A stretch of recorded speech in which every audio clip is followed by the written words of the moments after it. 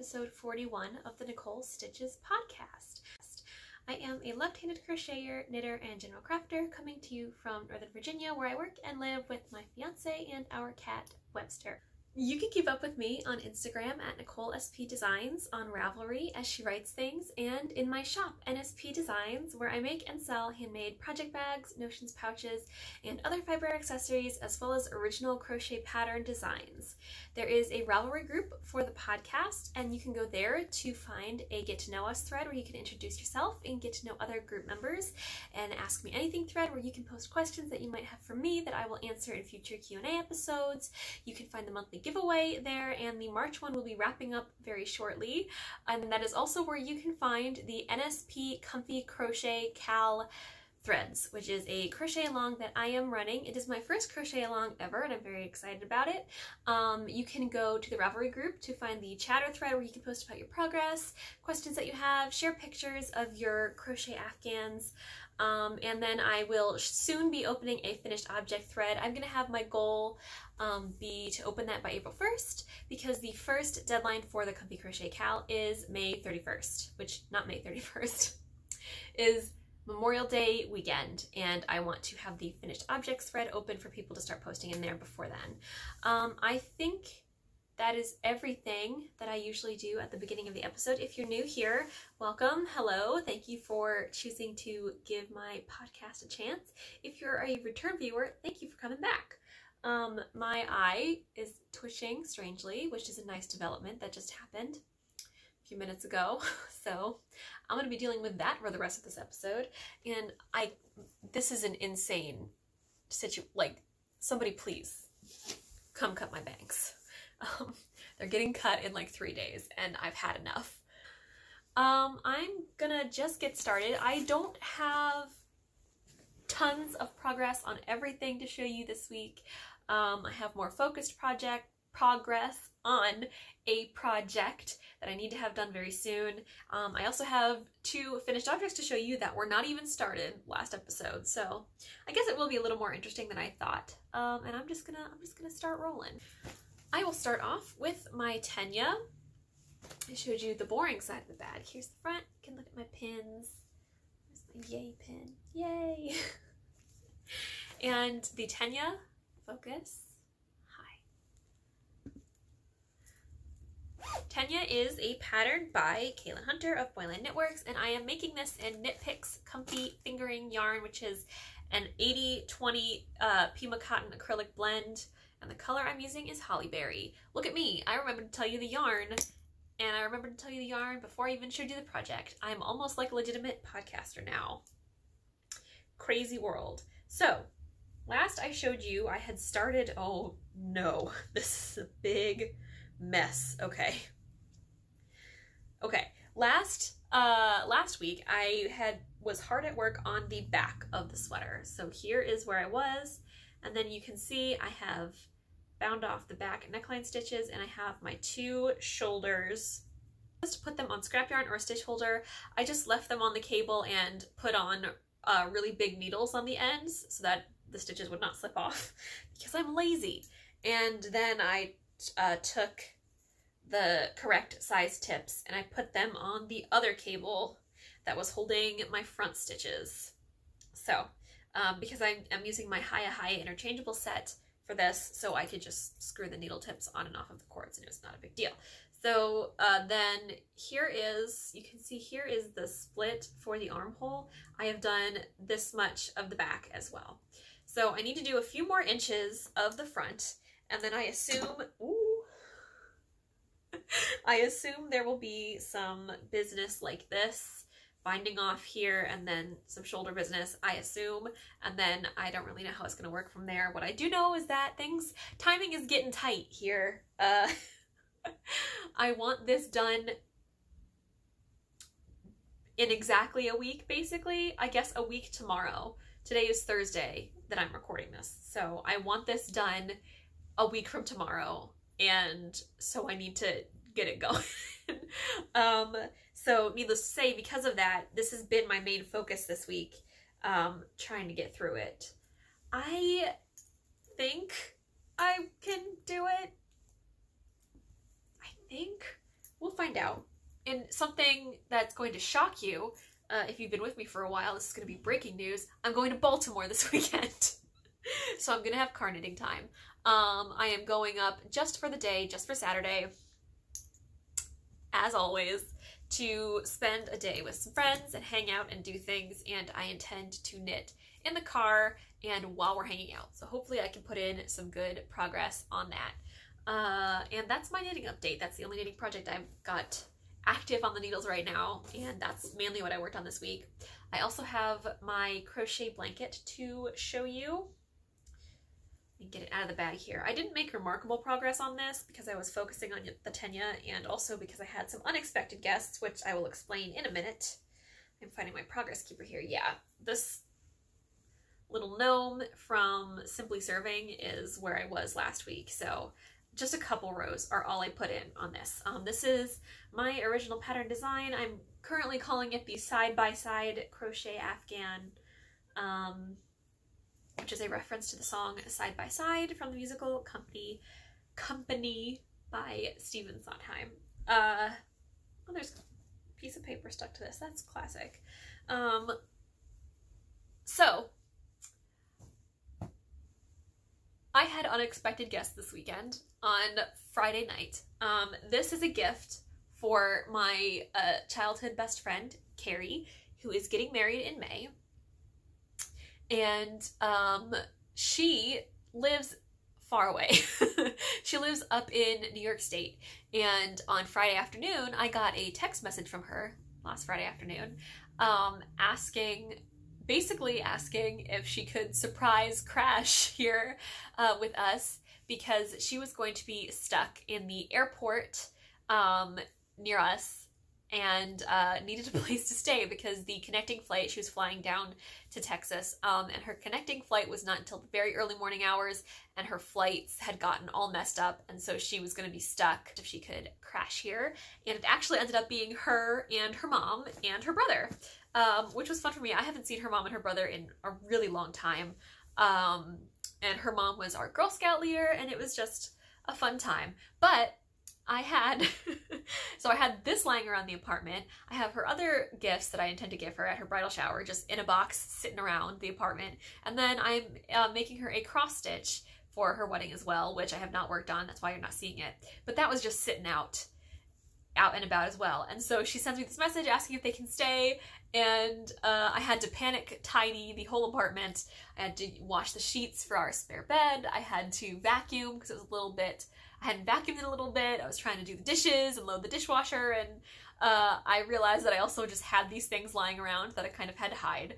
And it was really funny. At one point, her mom saw the cross-stitch lap stand hoop frame thing that I have the project in. She kind of saw it because I stuck it in the bedroom, my bedroom, and she like was walking by and she saw it, and she was like, "Oh, you have a cross-stitch lap stand in there," and I was like, "Yep." And she said, "Oh, that's really cool. I've never seen that before." And she kind of clearly was interested in seeing it, but I couldn't show it to her because Carrie's kid was in it. So I kind of just said, "Yeah, it's really cool. It's a cross-stitch hoop, but it's in a frame." And then I shut the bedroom door and changed the subject. And then this I had by the couch in this big bucket bag that I have made. It was just by the couch. And fortunately, Carrie didn't end up going over there because her brother kind of claimed the couch immediately when they got in and fell asleep on it. So it was back in the corner, and it didn't look over there. But I had a moment of like, oh my God, I have all these projects around the apartment that are for her and she can't see them, but it's okay. It all worked out. And so that was a nice little surprise. Another funny thing was that Adam was also out of town that weekend, also in Texas, which was a funny coincidence. They were going to completely different parts of Texas, but I was going to be alone for the weekend, and then Carrie ended up keeping me company for a little bit, which is cool.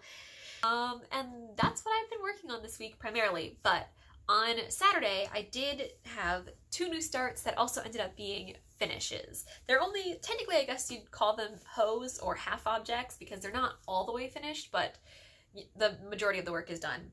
Basically on Saturday, I had to bring Carrie and her family back to the airport very early in the morning so they could catch their flight. And at that point, I was awake. I had to be awake enough to drive, so I was pretty alert, and Webster was alert.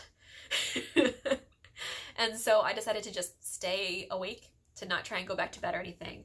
And so I had a nice long day, and I really felt like I should take a day to just kind of do some relaxing and some self-care. I tend to work a lot during the week. I'm kind of working on something basically at all times between 8 a.m. and 9 p.m. I have my full-time job that I work for from home, and then after that I take a very brief break, just like a quick 15-20 minute break, and then I do shop work.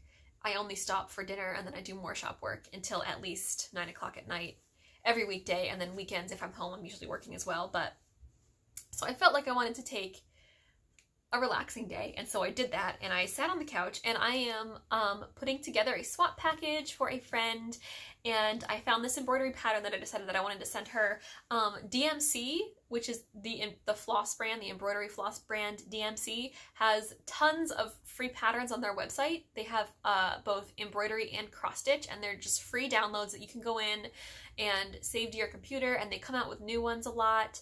Or I'm not sure actually if they're brand new or if they're just remarketing ones that have been there for a while, but they announce, like, they'll send this email that's like, new, check these out. And so I have a bunch that I've saved to my computer because they're cool and they're free.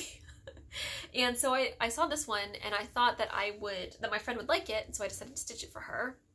So this was really quick. It was just a couple hours in front of the TV, because obviously this is not filled in with floss. It is just plain canvas. So this is all just black line work, and then the color is here. And actually in the pattern, this is not color. It's the green vines are black, and then these I think are like a gray kind of color, but basically it's monochrome, and I just decided to make it into colorful plants instead.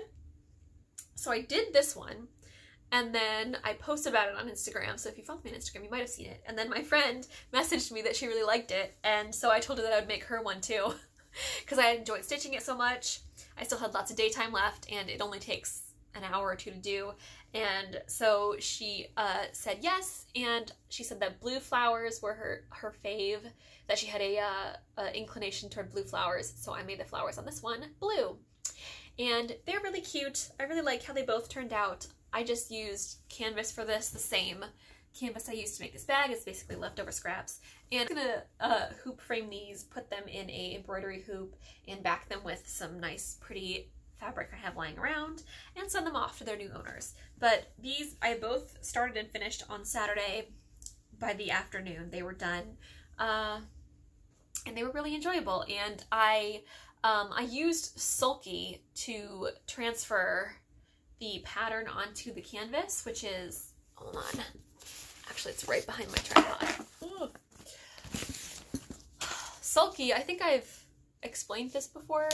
Sulky comes like this. You can find it on Amazon, but basically it's a sheet of very thin fabric that will dissolve in water, and it has this kind of wax paper backing, and you put it through your printer and you print out on it the design that you want to put on your fabric, and then you peel off this backing. When you cut it out, your design, you peel off the backing, you stick it to your fabric, you stitch over it, and then you soak it in cold water for at least 20-30 minutes. Usually, in my experience, it kind of takes more than that, and you need cold water. And then this sulky stuff dissolves, and then you're just left with your finished piece. So I did not want to waste a piece of sulky on just 2 patterns, because they're not going to take up a whole page. So I printed off a couple other ones that I eventually want to do, and I just kind of have them waiting for me for another free afternoon when I feel like embroidering. And that's what I did most of Saturday afternoon. I also wanted to give myself a break from knitting. I was getting a little bit of hand pain, and so that was perfect. And I actually have one more embroidery that I want to stitch up for my friends who I am swapping with. I just haven't gotten to it yet, but that is okay, because I purchased her a couple of stickers from Etsy, and they are in the mail, and I need to wait for them to come anyway before I can send her a swap package, so got a little bit of time. All of my fiber crafting progress for this week. I think this is going to be a shorter episode. That's okay. I'll give you a reading update real quick. I realized I forgot to do this last week. I'm reading Member of the Family by Diane Lake. And Diane Lake was the youngest member of the Manson family and I think she was one of the last people to join. Now, I am going to make a general statement right here. If you are newer to me, or you don't keep up with me on Instagram, or you missed this before, I am a fan of true crime. That is not to say that I am a fan of crime or murder. That is not the part of it that true crime fans enjoy. People are interested in true crime because it scientifically is interesting to understand the science they use to solve crimes, like DNA science, forensics, things like that. It's fascinating. Or because they like to see how the puzzle was solved, because they like to see justice for victims and survivors, because they like to understand the psychology. There's a lot that goes into why people like true crime. That does not have to do with liking murder. Obviously, we don't like murder, but that is to say that the Manson family is a true crime case that particularly fascinates me quite a bit, and I don't enjoy the fact that it happened, but and also Diane Lake was not one of the members of the Manson family who committed the murders that the family are known for. She was not a participant. She was not even there at any of the crime scenes. She was just a member of the Manson family. So while the group of 4 or 5 family members who committed the Manson murders were out doing that, there was a whole other group of the Manson family that was back at their hiding place in the desert, which was an old movie ranch, and that's where she was. So I'm not paying for a book that's going to go to someone who committed a murder, or anything like that. I am actually, she is very much a survivor. If you read the book, you'll learn. There's a lot that I didn't know about this. Actually a survivor of sexual abuse herself, before she even joined up with the family, and there's actually a lot of time spent on her family background and the things that she went through from her childhood, really, that a child should never have to go through, and it kind of shows you how she was brought there in terms of the psychology of society at the time and the counterculture and that whole mentality, and how she was kind of brought to join the family. And it's going to delve, I'm here, so I've only just gotten to the part where she actually meets up with the family, but it's going to go through how the family's psychology built up to committing the murders that they committed, I assume. I know that Diane, I believe, testified at the trials, so I'm assuming she's going to cover that. But it's really interesting. She's a fascinating person who went through a lot before she even ended up with the Manson family, and since it's a case that fascinates me, I'm interested in seeing it from the perspective of a member who was in the family but did not kill anybody. And she's also grown up to be kind of a remarkable person. I believe that she works with children who are differently abled or are special needs now. I'm pretty sure that she says that is what she does. She's retired, but that is what she did. So she is someone who came out of it and was really able to turn her life around and contribute positively to the world after that experience. So I'm really enjoying it so far. I'm finding it really fascinating. And I think that it is worth a read if that case, or if true crime in general, is something that fascinates you. The only other thing I have for you is a shop update that is not about new things in the shop. It is about a new shop. So you may or may not know that Etsy last summer changed its policies and began charging much higher fees on us. If you're not aware of the Etsy fee structure, it costs us 20 cents to even list an item, and then anytime we renew that listing, because listings expire, they expire I think every 3 months, or when the item sells out, if there's more than one, it expires and renews when it sells out. When an item sells, so the next one, you get charged again. You get charged 20 cents. And they also take a cut when the item sells. And so last summer, they changed their fee structure. So they still took the 20 cents per listing and renewal. And then they increased the amount of the commission that they took when the item sold. And they started taking the amount of that commission off of shipping costs as well, which really made it very expensive. And recently it has kind of come into conversation among sellers on Etsy that they are strongly considering slash subtly indicating that there are going to be more similar issues rolling down the pike. There's rumors about how they're going to be affecting sellers showing up in search, and just in general, it's becoming a very, very expensive thing to sell on Etsy, and it's starting to feel very exploitive, in my opinion. So I am leaving Etsy. I'm not shutting down my shop. I am going to keep my shop open, but on a different platform. So I now own the domain nspdesigns.com. That is where you will be able to find my shop. Right now you can go there and it will redirect you to my Etsy page, but very soon you will be able to find my new shop, and it's going to be much nicer, I think. I've been working on it all week long. I've been having a lot of fun.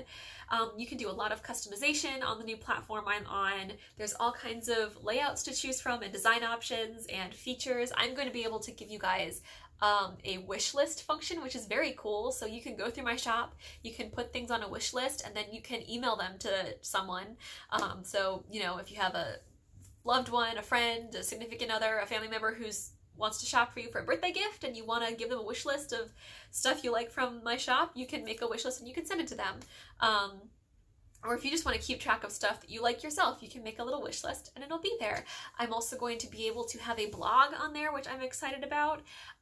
What I want to do with the blog, I haven't worked on that part yet, but I know a lot of you have been interested in hearing more about the wedding in October, and I plan to do a lot of DIY for that, and I thought maybe that blog would be a good place to share that with you. I haven't really felt like it belonged wholly on my Instagram or here on the podcast, because I know some people just come here for fiber related things specifically, and it's not like I'm knitting all of my decorations or anything. So I thought the blog would be a fun place to share that. I can do all kinds of things on there. I can attach my Instagram feed to the shop. There's just a lot more flexibility and creativity that the new website offers. So when it's ready, I will be launching it, and I will make a big deal about it. I will announce it on my Instagram. I will announce it here on the podcast, but I'm really excited about it, and I wanted to spread the word because I also wanted to make it known to people who like to shop conscientiously that there are probably a lot of other makers who are looking at the Etsy situation now and either having to leave for new platforms, which they don't have to pay for. There is a monthly fee for this new platform that I'm on as well, so it's not free. They're either having to find a new platform and pay for it and pay for their domain name and all that stuff. They might have to pay for rebranding. I know I have had to pay a little bit for this effort I'm calling it a soft rebrand because I didn't change my name or anything, but I had to get new business cards, I've had to get my new domain, I've had to pay for the website. There's a lot of costs that go into these shifts. It's not a free endeavor to leave Etsy, but it's also a very expensive endeavor to stay on Etsy. So, and a lot of makers I know are actually going to be keeping both for a little while because there's such name recognition with Etsy. Most people who aren't heavily involved with the craft world or anything like that, if they think that they want to buy something from a small business or they want to buy handmade, they just go to Etsy and search for it. And so people who are not able to sustain their own website at the same traffic level that they get by being on Etsy, they're going to either lose a lot by moving, or they're going to need to close their Etsy completely if it gets too expensive to maintain.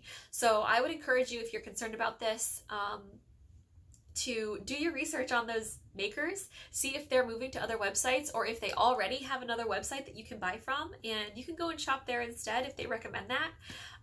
It's really on a maker by maker basis. Some people are totally fine with Etsy's policies, and it actually might work out better for them to sell on Etsy than it is elsewhere. So just, you know, kind of check it out with the maker, see if they have a separate website and if they prefer that. And so that's the deal. NSPdesigns.com is coming soon. I will share it with you when it's ready. I think I want to be able to launch my new website within the next week or two. I really want to make it completely perfect to my standard before I share it with everyone. So I'm still tweaking. I'm having a couple of friends go in and look at it from a shopper standpoint and tell me what they think. But yeah, that is in the works. And that's everything that's going on with me, I think. Yeah, I think that's all I've got going on. So if you were a new viewer, I hope you enjoyed this. Thank you so much for watching. If you were a return viewer, thanks for coming back. If you want to be notified every time I post a new video, you can subscribe, and it really helps me out if you do that. If you give me a like and a comment, head to the Ravelry group and join that to find all about the Comfy Crochet Cal and join the Ravelry pattern giveaway. I hope you have a good week, get lots of crafting done, and I'll see you next time. Bye!